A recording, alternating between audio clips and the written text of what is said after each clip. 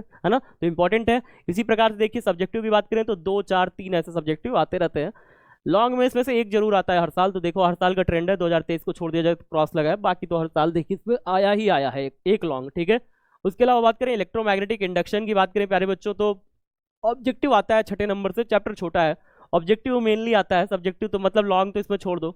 एक डेरिवेशन आता है इसमें, स्वप्रेरण और न्यूनप्रेरण के सिद्धांत के आधार पर परिणालिका का व्यंजक प्राप्त करना, ठीक है, इसका डेरिवेशन आता है।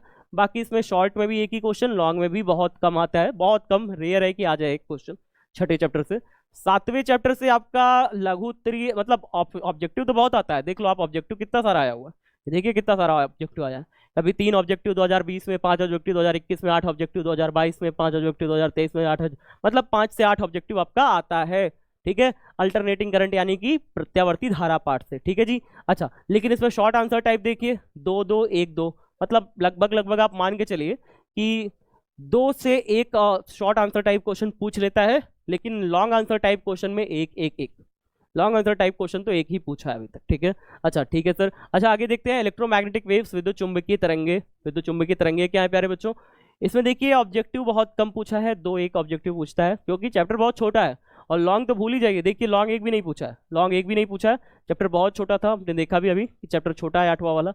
उसके अलावा देखिए शॉर्ट वाला जो है हमारा 1 2 पूछा हुआ है, मतलब एक एक पूछा हुआ है।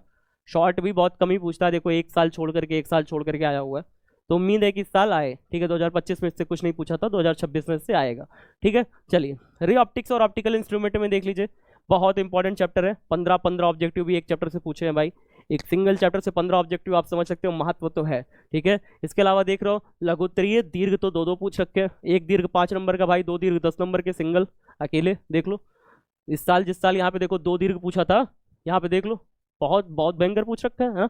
10 नंबर का अगर मान लो लॉन्ग, शॉर्ट लॉन्ग मान लो, और उसके बाद मैं 15 नंबर का मैं मान लूँ ऑब्जेक्टिव, 25 नंबर तो सेम सेम बन गया, है ना जी।